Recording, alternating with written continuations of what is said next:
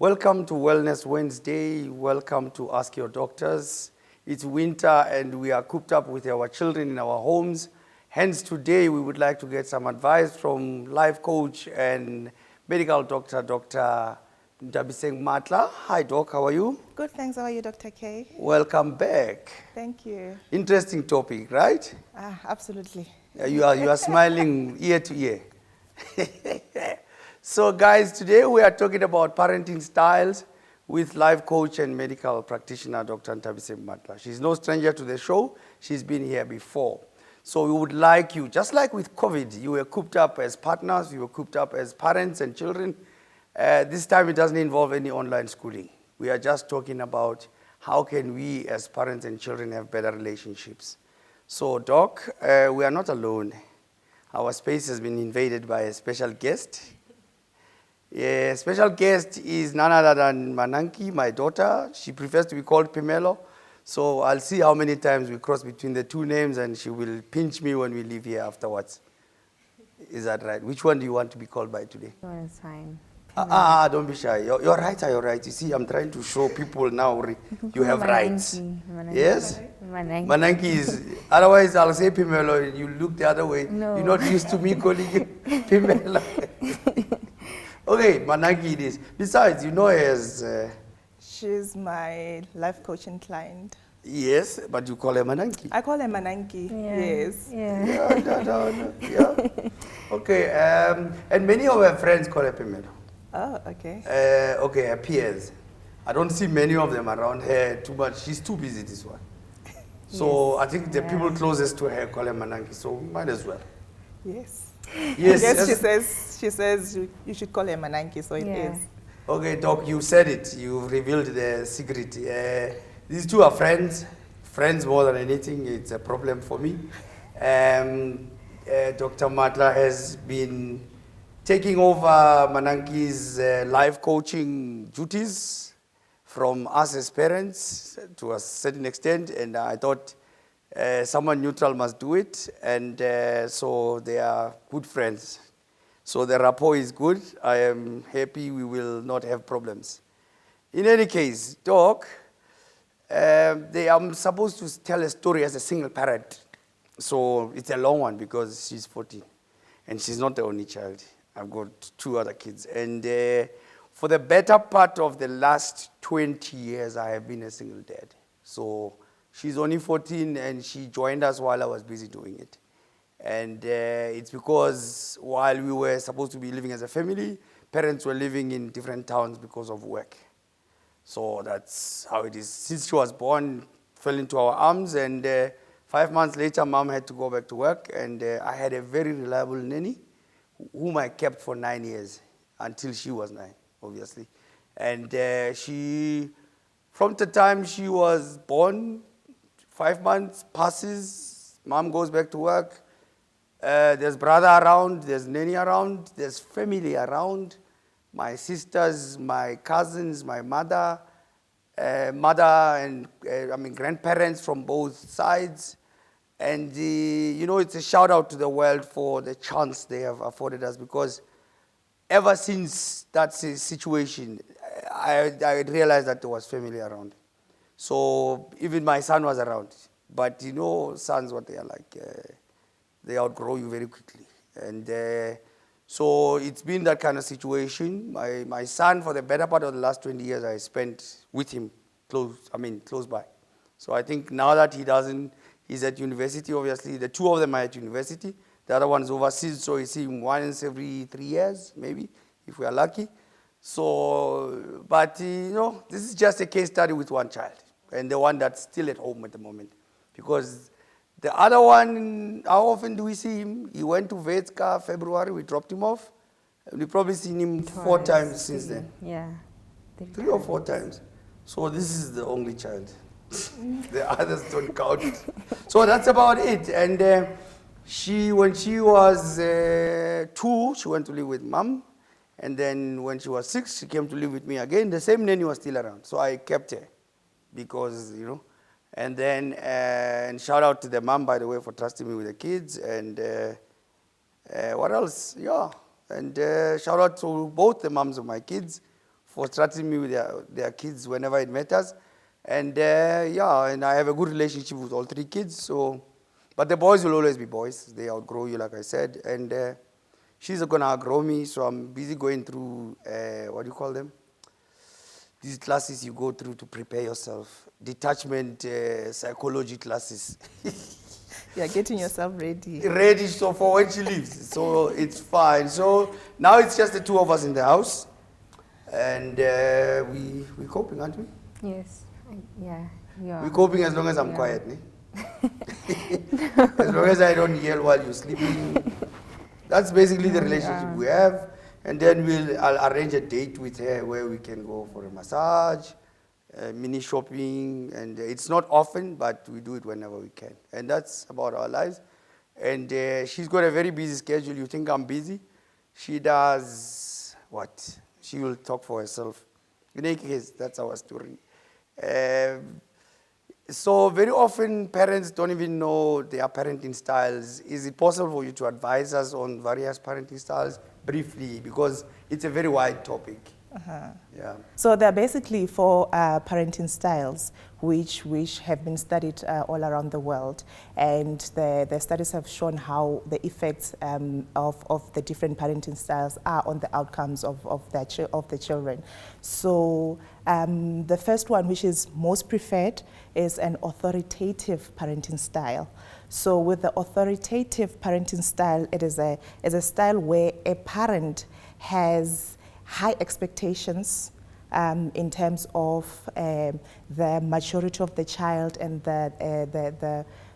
how the child eventually behaves. So you as a parent have set goals for your child. And the good thing is you're not just setting high goals, but you are also supporting, the child. Parent is warm, and it's a two-way kind of communication between a parent and a child. So a parent would allow a child to express themselves and to engage, they sort of get engaged, as a child and a parent get engaging conversations. So you get to sort of shape how your child behaves, but you allow them also to independently bring their opinion in. So what it does, it builds confidence in a child because their opinion has been valued, but yet as a parent you also bring in your own instincts. As a parent, you also shape how they think and how they do things. And like I said, then the outcome is that you have a child who is independent. They are found to be doing very well academically, and they are socially stable. And you have an authoritarian parenting style. So this one, the parent has high expectation, but they are not really helping. Okay. So they have high expectations, but they are very, they don't engage the children. So it's more like it's my way or no way. Just for clarity, the 2 words sound the same. The Tative. first one that has been proven to have success to a large extent is authoritative. Authoritative. Uh-huh. The second one, authoritarian. is the one you're mentioning now. The one I'm mentioning where now. The parents are less supportive. Yes. So here it's my way or no way. Okay. So it's commonly seen, especially men, black men. Okay. You'll find they are the ones that are bringing in what has to be done by the child and how it has to be done. They don't allow the child to bring an opinion. So, and most of the time they become very critical. So it's like the child is never, the achievement is never good enough. So they're expected to achieve more and more all the time. So what it does then to the child is, obviously you are told that for you to be accepted, you must achieve more and more. You are never good enough. So in the way they relate with other people is that they expect, especially with, in marriage and romantic relationships, they expect the other partner to always keep standards high, so they're never good enough. And their own self-confidence also is crushed because they've been told all the time that they're never good enough and all that, yes. And yeah, so you have a permissive parenting style as well, which in this case, I mean, parents don't really expect much. They don't set goals or rules for the children, so they let the children be. So in this case, they are warm, they're loving, but they don't set rules. That's how I was raised. Yeah, you just do your thing as a child. Sometime in my mid-20s, when I was about to finish university, I asked my mother, who had been a university lecturer, I mean a college lecturer for years. I mean, I asked her, why don't you ever ask me for my results from university? She says, then do what with them? Because you are passing, what must I do? Yes, so for them it's like you do this life thing, you know, but yet they are quite, you know, unlike the authoritarian who feel like you're not good enough. They're lovely parents, you know, they're warm. Look, she would give up anything at the time for me to study. And she had given up everything for all her 6 kids to study. But she was saying at the end of the day, it's your future, and seem to be doing okay. She even went to the detail of saying, if I say you give me your result and there's microbiology and micro what and chemi what am I going to see there? There's nothing I can see. So of course, I don't relate. For her, yes. So in that parenting style, the problem is, because you are left to do life on your own, you lack self-discipline as a child. You know, you don't follow rules. I mean, you have had your own way for most part of your life, so you don't really follow rules. And then you have a neglectful parenting style. In this case, mom or dad are really not involved. So the child is left to figure things out by themselves. So most of parents who have this parenting style, you find they actually have mental illnesses. So they've got their own issues that they're dealing with, so they are withdrawn generally. If they have like depression or anxiety, they are usually withdrawn, and they also withdraw from their children, so they don't really take part in how, you know, how their children grow. So in the end, you have children that have a void. They are angry, they feel like there's something missing in their lives. So most of them then have mental health issues. We find a lot of them committing suicide, they become delinquent, they use drugs because of that void. But at the end of the day, what I've learned is that in spite of having all these parenting styles, how your mom could have raised you, could say she was permissive, but it also depends on you as a child. It does. If you have a certain character, you might find that the permissive style would have worked for you and your mom, as opposed to her being too authoritative, being too involved. For you, it would have worked well. Sometimes but for another intrusive. child, yes, exactly. But for another child, it could have been like very, very bad. I was about to say that, it's a combination of everything. Life has no formula. Exactly. Before everyone else out there starts boxing themselves in one, it could be a combination of all of them. Yes. And through life, let's say as a parent, with one child you could go through the whole wave, go through like this, authoritarian, authoritative, and you could be permissive at certain times. Sometimes it's not in your hands, you know, there's nothing you can do. Sometimes your children outgrow you sooner than you thought, and you have to permit them to do whatever. You know, sometimes, especially if they decide at a certain age, they would like to explore more about their lives overseas. There's little that you can do. Yeah, because you're in not what they around. do. Yeah, at And the sometimes time. not for a bad reason. Sometimes it's good, sometimes it's bad. You know, when people run away from authority in that way. So before everyone else out there starts feeling bad about what they are doing, look, it's a struggle out there. Raising children is never easy because they've got minds of their own, and that brings us back to our guest. So it's more like take a girl child to work. Except this time the girl child gets to participate in the job, you see. And we must ask you, in short, just casually as you can, the challenges that you think you face as a girl child being raised by a father, And now it's worse, there's no other child in the house. So you can tell us. Only by a father, raised by a father. Yeah, anything. Can tell us about your situation. I think, The challenges, though, for now. Oh, In okay. future, you can tell us the sweet things of getting all the attention. I think like worrying about what you want to do in the future, career choices, and also lack of confidence sometimes, especially when you don't know what you're doing, and school too. Yeah. Is that the problem of being School. the only child? No, there's no So problem. those are your problems. Yeah, there's no, being an only child is nice. I like it. Okay, right. Because you know why? Because when we say we're going shopping, we can afford a lot more things with the little money that we have. Because now we share between the two of us. Yeah, and I'm sure you can attest. She's very, you see, when you ask her about challenges, she's not telling you about being lonely or she's telling you about her career, she's telling you about achieving, she's telling you about this and that. So that's the problem with her. She's always too eager to achieve. I don't know if it's a problem. What do you think? What did you pick up were the challenges as far as your conversations were concerned? Initially, her challenge was with self-confidence.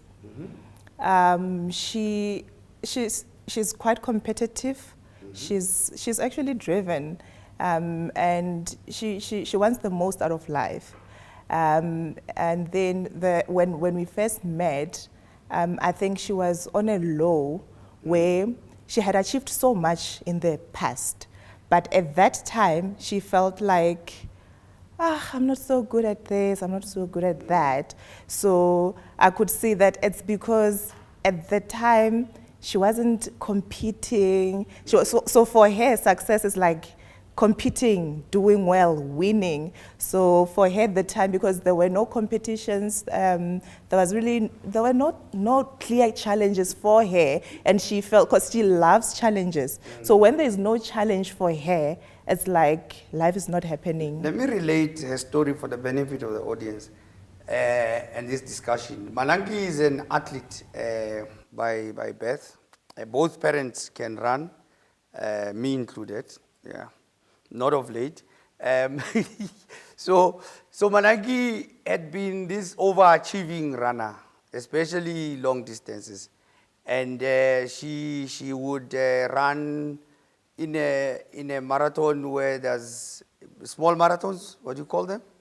There's cross countries, and she would run with adults, and they wouldn't know whether to give, and she beats the whole field, and they wouldn't know whether to give her the kiddies gift or the prize or the adult prize. That's how much she achieves.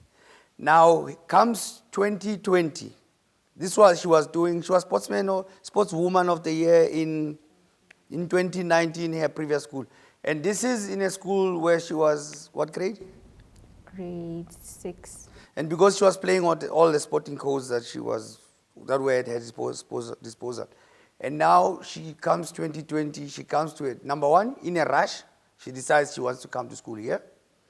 And we lived in a setup that looked like a boys' hostel, because I was still living only with my son, and we needed to make, in a rush, accommodation arrangements to accommodate her. And then 2020, she comes into a school where there's no sport. There was a bit of dancing, but you could tell that suddenly she's disillusioned. And then COVID hits. For 2 years, she doesn't do anything. At the end of 2021, she wants to go to an athletic school, a high-performance school. She fails the trials. And that it was like her world just came apart, you know. And then I said, we can resuscitate that. But then what we need, and she failed the trials based on something technical. It is fitness. And so we decided to start working on her fitness. But then again, I said, let's work while we're there. Let's work on the psychology of it as well, which is why we contacted you, Doc. And that's how she's an overachiever, and that's how she was judging herself harshly, because she failed the trials. And then I said, let's get the fitness, prepare you mentally, and then And now she's full-time in the gym. And also she has to keep up with her academic work. And as opposed to what she thinks, I don't mock her when she gets bad results. She feels so judgmental herself. And then she will tell you, I'm redoing now an extra class on top of whatever I was doing in mathematics. So, yeah, she's that kind of child.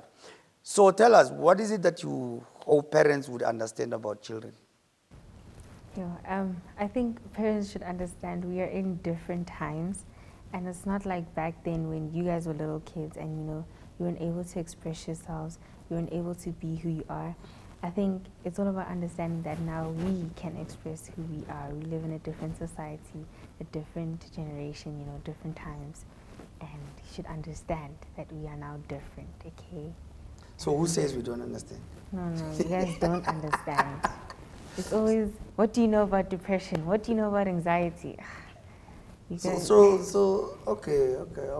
There was no Google in my time. It's all right. So, Doc, from your point of view, how can we as parents take it a notch up and try and keep up with what she's saying? But I think what she's saying about communication is they want to be heard. They have a voice, unlike with us who in the past you'd be told, eat this, don't eat that, do this, and when you ask why, and it will be because I say so.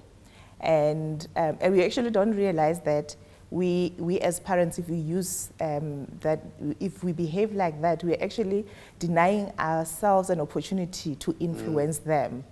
Because somehow someone is going to speak to them. So it just depends on who. So we need to, first of all, be able to open up, communicate to them, and allow them also to communicate. Therefore, you allow yourself to understand what is she thinking, what is influencing her, what's happening socially, who is she speaking to, who is she responding to, what are her aspirations.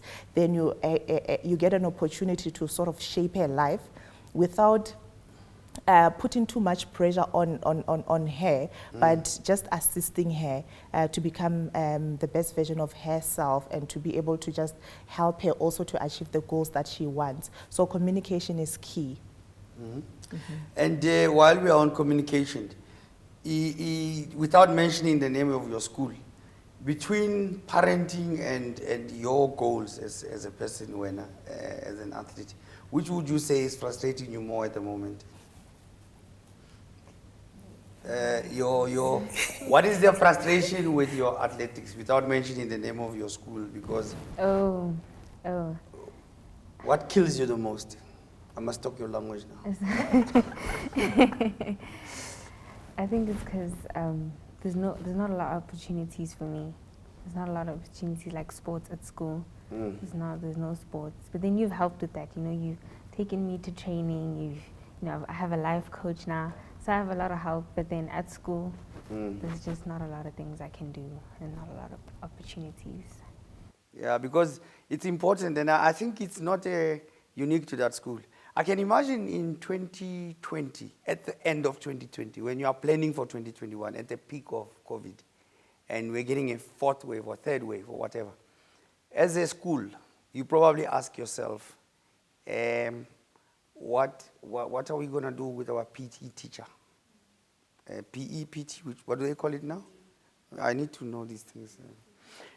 So you want to understand. I can understand the dynamics that exist in a school. Even a school that was a fledgling sporting school, they were not very strong on sports. When they have to weigh their options in 2021, they say at the beginning of 2021, do we keep the PE teacher or do we not? So they probably said, we're sacrificing the budget on them because they're buying PEE, they are buying, So I understand certain schools couldn't keep up with sports because they were never strong in sports anyway, I know some schools are trying to bring it back, but what I wanted to say was it's probably a problem with a lot of parents and kids out there.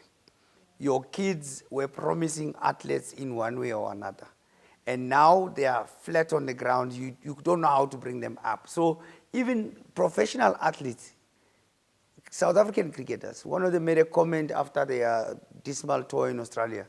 The mentality is not right. We cannot pick ourselves up from where we left off before COVID. So it is not just with them. It's a big, big problem out there. And we as parents trying to see our children shine. And you can imagine there are few schools that still offer sports. How difficult it is to get your child in there. And again, you have to wait a year, you know. So that has been our biggest challenge. And now when we think of schools, just so she doesn't get shattered at the end of the year, I'm looking at 3 schools, and we've agreed that what she wants, you can tell us what you said you wanted. She said all she wants to do is play sport. She doesn't care whether she can make a career out of it. She doesn't care whether, and all I want now is for her to be in a school where she can just play, you know. And can you tell us which sport you prefer and why? Athletics, track, and cross country. And what is it that you don't like? I don't like netball. Why?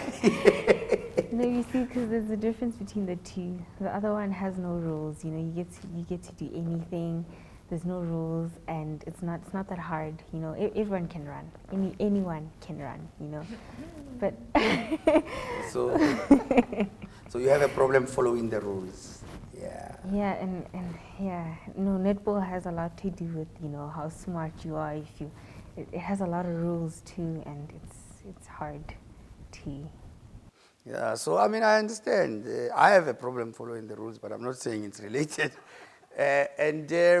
Now, tell us, Doc, regarding parents trying to live their lives through their children, how common is that, and how can we look around it? There's a big word there I can't say. Apparently, it's a social media question. It is common, you know. I think every individual has dreams and hopes for the future.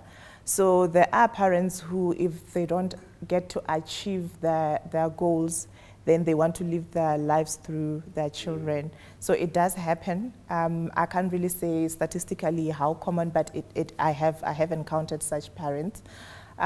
So the thing is, people must understand that you as a parent, you are an individual, and a child is a different individual. So we have 2 lives, if it's 2, you know, a mom and a dad, and then a child. So we've got different lives, and you as a parent would have lived your life. Mm-hmm. You should also allow your child to live their lives. So it is important still to shape the outcome of the lives of your children, but you need to only support, not to be the one who is deciding for the child. I mean, at the end of the day, if you decide for the child, then they don't become their original being. So we need to allow children to be their original being, to follow their dreams, you know, and just build confidence in the children. We cannot live our lives through our children. Does this negate against the concept of family businesses? What if, I mean, there's law firms that are named Mananki and Sons, you know? What if the sons are to study law and take over the reins and the wealth of the family? You know, family business, it's an issue of legacy. So I believe that your children should be part of the family business. Should, you know, the unpredictable happen, then you know that you have built a legacy for your children. They must be able to take over. So my understanding is that as much as you want them to be part of a family business, they must still be able to live their original lives. For instance, if we are running a law firm and I feel like my children should be, attorneys, I should also consider the fact that they might also desire to be in a different field, and that is a priority. And there's ways that I can also still encourage them to be part of the law firm, maybe not as an attorney, but as a manager, in a managerial post, or in a way that they still can be involved in the business. But we should consider their own original being. Interestingly enough, I had an opportunity to be on TV in the 80s. When I was 15, I was auditioned Obviously, I was auditioned with one of the very, very prominent, popular TV stars and TV personalities now. And looking at his personality now, he beat me hands down. I was a lot less expressive than what he was. Fine. And having been given that opportunity, I always said, remember, children are only children once. I never really wanted my children to become TV stars. But I told myself that if ever there was an opportunity that my children were showing, they were leaning towards, I would do everything I can to expose them and see if they can take it up. Whether it's modeling. Modeling, I never thought I wanted to be. I was too rough as a teenager, so I didn't even consider it. And then as far as TV, I said, and lo and behold, my one son, Pumulo, he became a TV star at 15. He was involved with 2 productions. One of them is being replayed now on SABC. I just don't know which channel now. And he was acting in a telenovela around that time, 14, 15. And I'm glad he had a stint. And when it ended, I wasn't hurt because I gave him the opportunities. And now, because he had established himself so much in the industry, there's one that we actually didn't want because it was a trade-off between his studies and this and that. And when we looked and we said, okay, the rewards do not justify the sacrifice. So we said, okay, fine, let's can this one.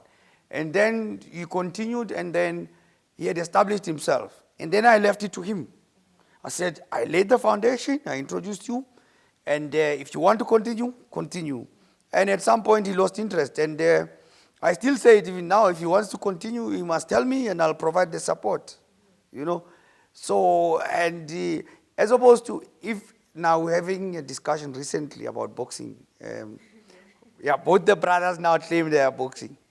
And then the older one, Tato, says, I'm too hard to hit. So I tell him what he says, what would you rather have me doing, Kiri? If there was a choice between boxing and modeling, he says, no, I'm trying to do both, Kiri. They don't relate. You know, try and focus on this one. Go to normal gym and don't be at the risk of being hit. But it's just that. But I tell them, I'll support you if you want me to support you there, but if you want my advice, I wouldn't be doing boxing. Yeah, exactly. It's a matter of you exposing them to as much as possible. So because there's so much out there, so get them to be exposed, and then when they are exposed and you also, with your own wisdom, and understanding of how the world is out there, you also get your input. And then in the end, they make an informed career choice. You know, they've got everything on the plate and they can have or they have the information choice. And they choose their own way. Exactly, because but give life. them information, it's not perfect. Make them choose. And in my head, I'm busy thinking they're probably doing their own thing. And at least I gave my word, and I hope it's safe, whatever it is that they do, because you must wash your hands at some point. And so what about toxic relationship traits between parents and children? Not to tell us too much, because it's also a broad topic. Yeah. I think there's quite a lot, like you're saying, that parents must look out for. But some of the common ones that we see is, you know, if you have a parent who's oversharing, we have parents who you find they make their children... I've heard that one before. Yeah, you know, and their children become the emotional support, you know. Yeah. And they share everything, even the most intimate things. When things didn't go well at work, they share with the child. But it's only the two of us. And me, I'm the first one to ask, how was your day? Maybe it's because I'm trying to open the discussion, I want to offload. And it becomes, you know, it actually burdens the child without you knowing. I'll make an example with me. Well, I made my mom aware that I might have to communicate it. When there was a point in life when I think I was about 15, 16, and at the time, she really didn't have a support system, someone she could trust. And then she had me as a friend, and she offloaded everything, you're right? And then I think around 17, 18, I'm like, hi, man, some of these things I shouldn't have known at such a young age. Like, I felt like it was so much burden on me. And I only realized it later, the way I analyzed things, the way I analyzed relationships, the way I felt like I became an adult at a very young age. I shouldn't have been exposed to this. So sometimes it gets to burden a child. You may not see it at the time because they're willing to listen. But later on in life, how they analyze things, you realize, you have burdened the child. So, yeah. No, I understand. So, so somehow you need, as a parent, to be able to get your own support system. If you don't have a support system, then there's therapy. There are psychologists, there are, who are willing, counselors who are willing to listen to, the hard issues. Until this time last month, there was a family member who's also a member of our team in the business at Sunset Dentistry. We lived together. This one hated us because we are so passionate about what we do, the two of us, which is why it's a good thing we are working with her.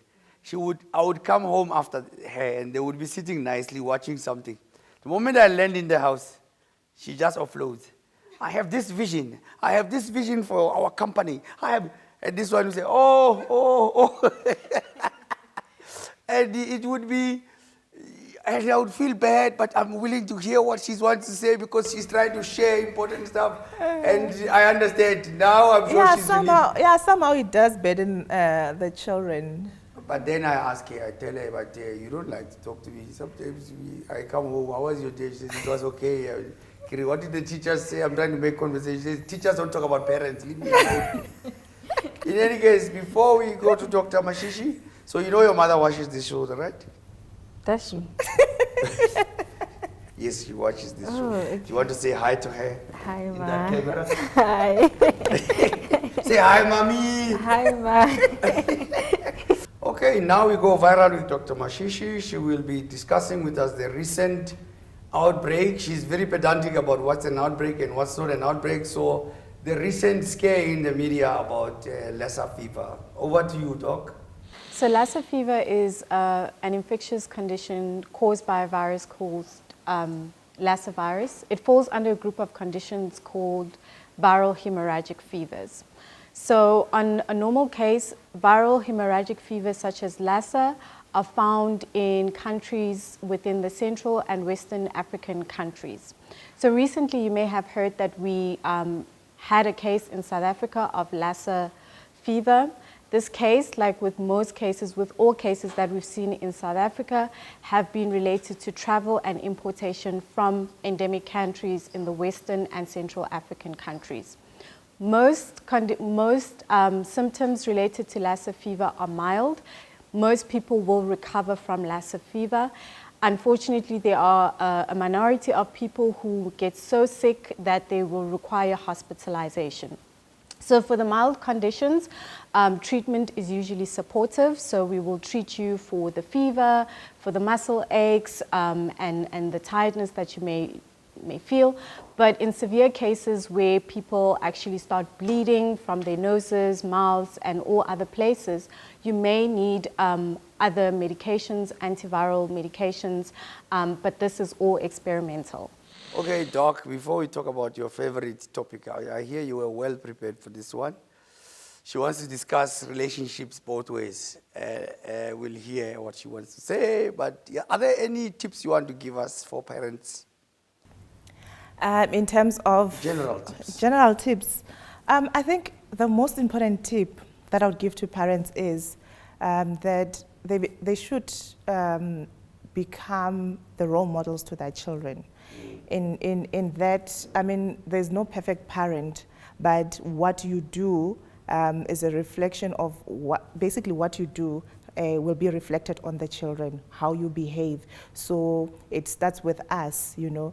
And then the second thing is also to take care of our mental health. It's what I always advocate for, to say, as parents, sometimes we get exhausted, we get overwhelmed, and it can reflect on the children, negatively on the children. So we must be able to take care of our own mental health, and so that we can, there's a saying that you cannot be able to give from an empty cup. So you just have to be mentally stable for you to be to have a positive impact on your child. And then one interesting one, contrary to the popular practice that with children, if you want to instill a positive behavior, a good behavior, you should give rewards. Actually, giving rewards is not a good thing, because basically you are saying for you to behave well, there should be a reward. So there's a point where then they outgrow the reward. They're like, it gets boring, so what? So there's nothing motivating them to do well, to behave well. So in that instance, we actually need to teach our children to behave well, because there are reasons why they should behave like that. We show them the good results of behaving well, and the negative impacts of having a bad behavior. So they understand that they have to behave in a certain manner because of the sake of behaving well, not for them to get something out of behaving well. Okay, the one about relationships, Doc. Apparently, you're trying to advise that children shouldn't blame themselves for parents splitting, among other things. Yeah, basically, if parents have issues in their relationships and they have to split, children must be made aware that it is not their fault. It's the decision that was made based on the relationship of the parents and not the children. So it has nothing to do with the children. It's a decision that was made by the two adults. And to just keep, they should know that at the end of the day, you are still their parents and you still love them. And what is important also is to keep the promise that you will still love them in spite of the issues between mom and dad. And what's the right age to be splitting so you can speak to these kids? Look, I got divorced 12 years ago, so it's done and dusted. There's no right age per se. I think the age where you can start communicating is the age where the children can actually understand. So if you have a child who at 5 years is already aware of the family dynamics, and they are aware that now mom is no longer every day in the house, they should be made aware of what is happening. Obviously, if it's difficult for the parents to engage the children, then we have therapists who are able to bring the children to, into the topic of engagement. But they must be made aware, because most of the time, if they realize, okay, now mom is no longer in the house, and they start feeling guilty that maybe it's because of us. Maybe it's because I'm naughty, therefore mom has left the house. Maybe so. You need to reassure them that no, it has nothing to do with you. I remember around 2010, my other son Pumulo the two of them. I was sitting with them on the couch in a blanket heater in front of us, and we talk about anything that comes in front of us because there was no TV in that room that time. So one asks me. Pumula asked, why did you get divorced? It was around 2010, and then my friends, it was a function. We were watching matches and we were all in one place, and so it's the morning after we've been watching games.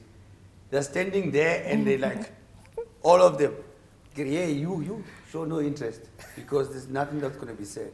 And then there's two of them, Tato sitting this side, Pumula sitting this side. And then the short answer was, you know what, I'm not ready to talk about that now.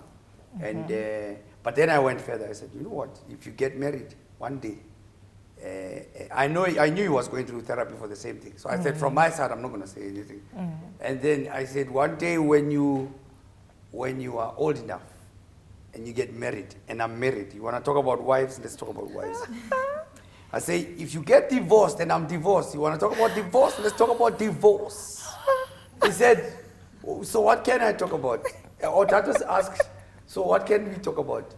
So Bumbulo goes back and says, can we talk about condoms then? I said, I'm not ready for what's going to come out here. I said, no, you can't, not today. So So you see, you started now opening more uncomfortable conversations, you know, and at the No, end I of the didn't day, open it. He started it. no, by you not responding to the question, because you don't really have to be explicit as to going into the detail of this is what happened, therefore we got to this stage and whatnot. It's not their problem, but they need to know that. You as parents had issues that at the end you realized that there had to be a separation. You don't need to tell them how it came to that point. That it's just to say it has nothing to do with you. As to how it happened, it's an adult issue, but it is not you. You have no contribution in this. I'm glad it ended that time there. Look, he was going through therapy for the same thing. I didn't want to confuse him. But, and shame, I'm not sure if he asked me now, being who I am now, I wouldn't say the same thing. But he knows me well enough to not start something that he won't be able to finish. And children dating, Doc, what's your advice on parents getting involved or not getting involved? Or children not dating, which is a more holistic situation. I like that, eh? And look at her. Why is she blushing? I'm reading the social media questions. She's probably getting uncomfortable. But you know what? At the end of the day, what I said earlier on about having an open relationship with your children is that when they come to an age where they start dating, number one, if you have given them an opportunity. Hopefully that's 35, right? Yeah, they should be. Yeah, we should actually have a. You're a parent yourself. We should have a full a full session on dating. You know. Because dating on its own is an issue, you know, but we can unwrap it at a different stage. But number one, as a parent, like I was saying, if you have opened a room for conversation with your child, when it gets to that point, at that age where they are now starting to date, they are able to communicate with you, you know. So it gives you an opportunity to also understand the dynamics, what's happening, what is she thinking, and all that, right? And I think also the way we raise our children also has an effect or an impact on the dating. So if you as a parent have nurtured your child, you have taught them what love is, they have experienced love from you, they know that, you know, in our house, there's a certain tone of voice that cannot be tolerated. You cannot shout at me, you know, I cannot shout at my younger brother. I need to communicate in a certain way. I need to be loving and kind. So when they meet a partner who would use an unacceptable tone, then they would know that, no, this is a red flag. This is not love, because I know what love is. And they also know how to receive love because they have learned to receive from their parents. It makes it easy for them also to be able to relate with a partner. You know, so it's all about, mostly about how you raise them, and also being able to engage them at every stage in their lives. So when they get there, when they get old enough. Enough, Panangi. Yes. You seem to have an opinion. What's your thing? What's your thinking? What's my thing on dating? Should parents let children date? I mean... And children of what age? I want to know what to expect. The legal age is 16. The legal age is 16. So that's when you go to she's been reading. Have you been reading? I made my research on it. Okay, the legal age is 16. Legal age to do what? To start dating. Start dating? Is there even a legal age to start dating? Yes, there is. Yeah. Are you talking about legal age to start dating and almost have kids? No. I'm not intimidating you, am I? No. I'm talking about dating in general. The legal age is 16. Yeah. Okay. It's all right, Doc. So I was heavy for another 2 years and then expect fireworks. I think we'll cover that. No, but that doesn't bother me. You know what I say, my opinion about it, is that all the kids know that at 25, you need to be independent economically. With all the opportunities that we have tried on you, you need to be economically independent. If at any stage before that or after that, you need to be assisted, you need to know that after 25, it's now my turn to be enjoying my own resources, but I am helping you. We still continue to a certain extent. Fine. And then they all know that. She knows it, and she also knows as a girl that if you can't afford it, it wasn't meant to be yours. Anything that you want, you must do it yourself. Okay? Fine.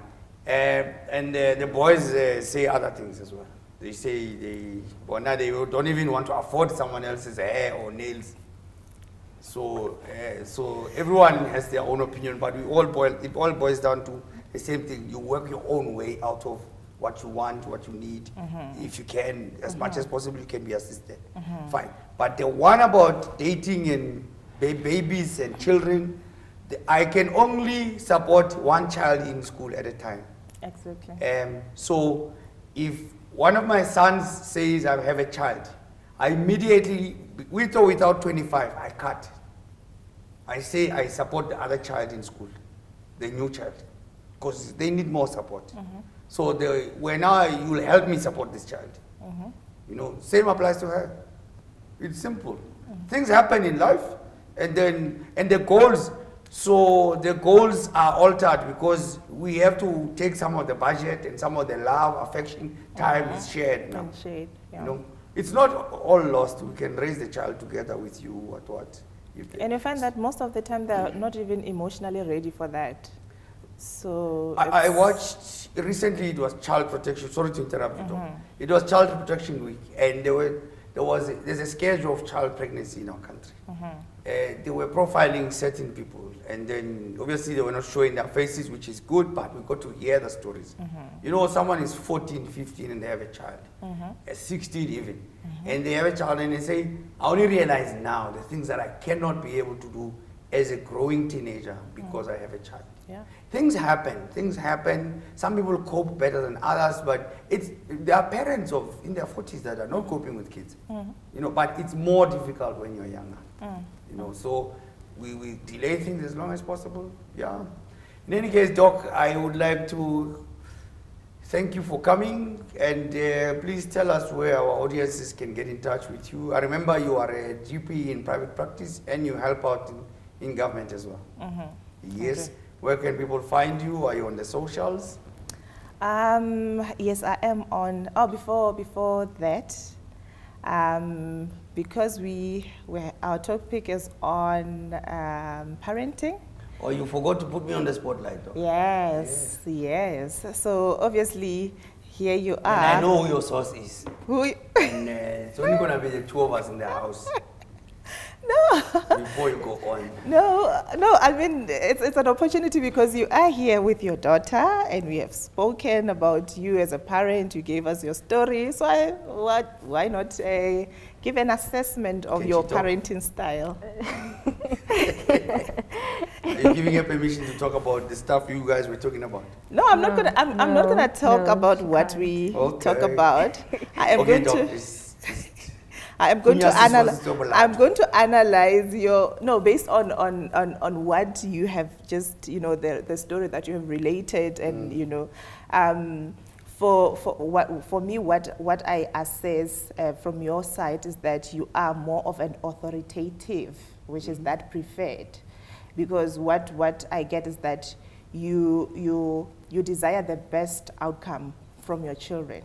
Mananki for one, because she's got potential. For instance, that she's done well. She has, she was the Sportswoman of the Year in 2019, and then you realize now she was at a point where it was like a bit dull. But because you are having high expectations from her, which is what an authoritative parent does. You have high expectations, you have high standards that you've set for her. But what you are doing, you are also supporting that. So you are coming across as a parent who is saying, I desire best standards from you, but I'm willing now to also support you. So in her case, you got a life coach for her to deal with her mental stability, you know, and at the same time you are bringing in a personal trainer to deal with her physical abilities. So you are actually enhancing her potential to reach that which you desire for her and what she desires for herself. And you also engage, like you were saying with your sons as well, you engage with them, so you allow them an opportunity to speak and just give their opinions on anything. That's why they're even able to ask you, why did you get divorced, you know? So it's actually a good parenting style. Like I said, we're not really like perfect parents. Maybe here and there you could have, it's very tough. Lonely, it's tough. It's scary. Exactly, it's like it's really difficult. But I think from my what you just related now and the background that I have with Mananki in our sessions, I could say you are doing well as a father. Thank you very much. You have a good day. She's doing well as a child, by the way. I'm very proud. Yes. She may not know this. And I have trouble with her because she gets moody, and now sometimes I'm sure she's upset there's no people in the house, because the moment she's waiting to either speak to you or anyone that's coming to the house, she's very bubbly. So I can understand that, you know, she's emotionally deprived because it's only the two of us. So I don't know, maybe we'll improve things and go out a lot more, meet people a lot more, come to the show together a lot more. Would you do this again? Yes, I would. Okay, I would. cool. And because you didn't have to answer difficult questions, eh? Yes, and the makeup too. Please remind us, what is it that you still want to study? You can mention all of them if you want. Ooh, I want to be an structural engineer. I want to, I basically want to be in the design industry. I want to do fashion. I want to do architect and interior designing. And you know why all these crazy things are allowed? Because children must just dream. Exactly. You know, remember, she doesn't talk about athletics anymore now. No, And, but it's fine, you know I why? agree. You must dream all these things and you must support as much as you can, and whichever one she chooses, she chooses. Yeah. And both of my sons have tried to consider dentistry. It's a pity the episode has to end, because I was going to tell you their story with dentistry, because it's very interesting. In any case, Doc, where do we find you? The viewers can find me on socials. I'm on Facebook as Dr. Matla, dr.matla, and Instagram dr_matlan, and they'll be able to find information on how to get hold of me and book appointments, or if there's any advice that they need from me, I'm available on those platforms. Guys, if you're looking for any of our guests, you can find them on our website where it says find a doctor. Whether they are a doctor or not, as long as they've been on the show, you will find them there. And if you think your brand aligns with our brand and you would like to advertise on our platforms, please follow the links and email addresses that are listed on the screen right now. And also do go to the website, look for other contact details, or else you can just get in touch with us on our social media pages by DMing us for the right reasons still. And until, this was a very tricky topic, but I'm glad it's over. Until next time we have more medically inclined topics, keep asking your doctors.